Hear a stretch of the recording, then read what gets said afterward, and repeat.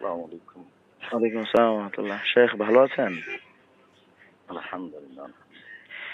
শেখের কাছে একটি বিষয়ে কথা বলার জন্য ফোন করছিলাম। সেটা হচ্ছে বলেন। শাইখের মাযহাব বিষয়ক অনেক কথা আলোচনা শুনছি এবং বেশ কিছু মাসাইল নিয়ে আলোচনা করেন, যেটা বাংলাদেশের অনেক আলেম ওলামার সাথে দেখা যায় এটা মিলে না। যাই হোক, সেটা আচ্ছা, আলেম ওলামাদের বিষয় বা আপনাদের বিষয়। এখন আমি চাচ্ছিলাম যে যদি শেখ আমরা রাজ্জাক এই চাচা আজকে ধরা বিভ্রান্তিকর যে খেয়ে সমস্ত গেছে। আলোচনাগুলো যাদের তরফ থেকে হয়, যেটা আপনাদের সাথে অন্যদের মিলে না, এই বিষয় নিয়ে যদি একদিন একটু আজকে সাহেব রেজওয়ান বসতেন রফিকই তাহলে ধরছে ভালো রাজ্জাক হতো মনে চাচাকে। হয়। কে আপনি? আমি মুফতি রিজওয়ান রফিকি। মুফতি রিজওয়ান রফিকি। জি জি। রাজ্জাক চাচা জবান বন্ধ।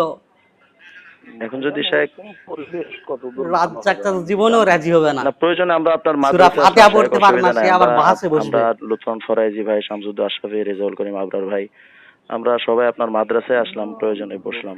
ফারাই তো আমার সাথে ওয়াদা করেছিল যে আচ্ছা, ওয়াদা করে যদিও না যেয়ে থাকে তো এবার নেওয়ার দায়িত্ব শেখ আমার, আমি নিয়ে যাবো না, ইনশাল্লাহ। ওয়াদা নয়, আমাকে ওয়াদা করেছিলেন যে আমি এগুলো আর বলবো না, আমার ভুল হয়েছিল, রাজ্জাক যে চাচা সুসু করে দিছে, সুসু। কুমিল্লাই বলেছিল। তারপরের দিন দেখি ঠিকই যা তার মনে চাচ্ছে সেটা বলছে।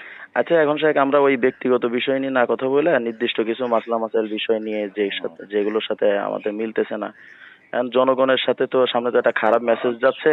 মানুষ মনে করতেছে যে এটা বিভ্রান্তিকর অবস্থা আলেম ওলামা তৈরি করতেছে।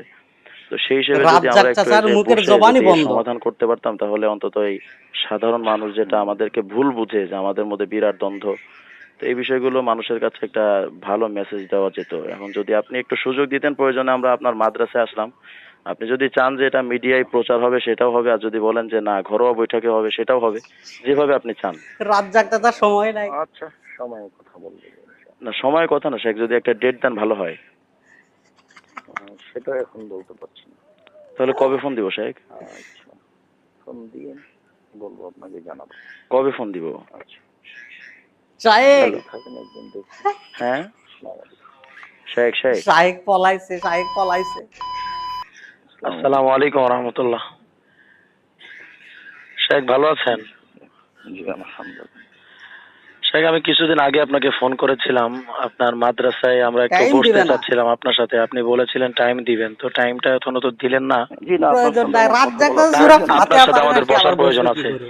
প্রয়োজন নাই, আপনি আরো আচ্ছা শেখ, আপনি বসবেন না কেন? মানুষই আপনি মনে খেদমত করে না। চলাবেন, আমরা তো এটা মেনে নিতে পারি আপনাকে না। আমি সূরা মানুষ ফাতিহা মনে করি পড়তে না, না বসবো কেন? পড়তে পারে না, আসসালামু সে আবার আলাইকুম। আরেকজনকে ও, মানুষ মানুষ মনে মনে করে করেন না। না?